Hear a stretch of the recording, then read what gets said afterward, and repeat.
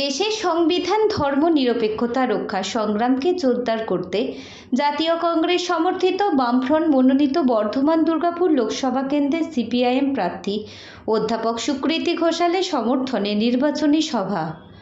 বর্ধমান শহরের ১ নম্বর এরিয়া কমিটির ডাকে স্টার সিনেমার কাছে সভাটি অনুষ্ঠিত হয়। এই সভা সভাপতিত্ব করেন শম্ভুনাথ সরকার। বক্তব্য রাখলেন দীনেশ ঝা এবং প্রধান বক্তা হেমন্ত প্রভাকর। तुलसीदास का रामायण हम सभी लोगों ने पढ़ा है कि रघुकुल रीत सदा चली आई, प्राण जाई पर वचन न जाए। यही कहे थे ना। इसका क्या मतलब है? इसका मतलब है कि जान चला जाए लेकिन जो वादा हमने किया है वो नहीं जाना चाहिए। मर्यादा पुरुषोत्तम राम के दरबार में जब माता सीता लंका से लौटी तो किसी अदना सा दरबारी ने राम के सामने खड़ा होकर सवाल उठाया कि आप सीता माता इतने दिन रावण के घर में थी, कैसे आपने उसे अंदर आने दिया?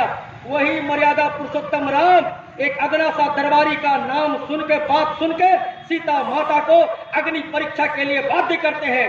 और बहुत समय जाने के बाद जब राम का बेटा पुत्र लवकुश उनसे सवाल पूछते हैं कि पिताजी माता सीता पवित्र थी, आपने किस लिए उन्हें अग्नि परीक्षा के लिए बाध्य किया?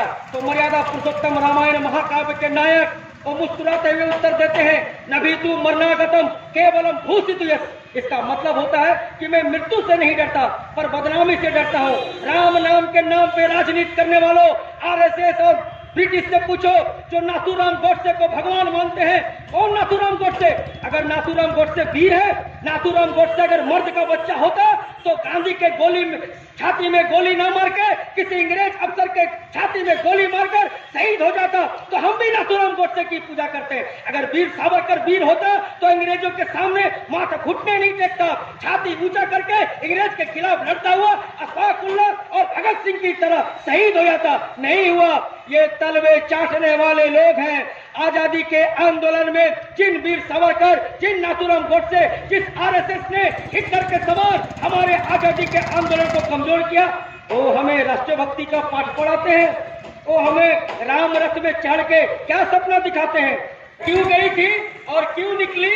আপনি বুঝতে পেরেছেন কিনা জানি না दीदी, কিন্তু আমরা বুঝেছি बीजेपी का हाथ को मजबूत करने के लिए ही ममता बनर्जी पश्चिम बंगाल में माइनॉरिटीज इलाका में जाके वो हिजाब पहन के नाटक करती है, लेकिन असल में वो दिल्ली में अपना भाई मोदी का हाथ शक्तिशाली होने का काम करती है।